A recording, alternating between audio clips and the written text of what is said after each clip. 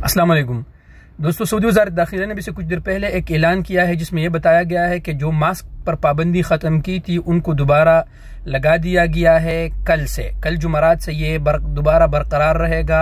Mask आप अगर नहीं लगाएंगे तो पाबंदी रहेंगे। जैसे पहले पाबंदियाँ थी वो दोबारा नाफिज कर दी गई हैं कल यकम यानी जुमरात से कल।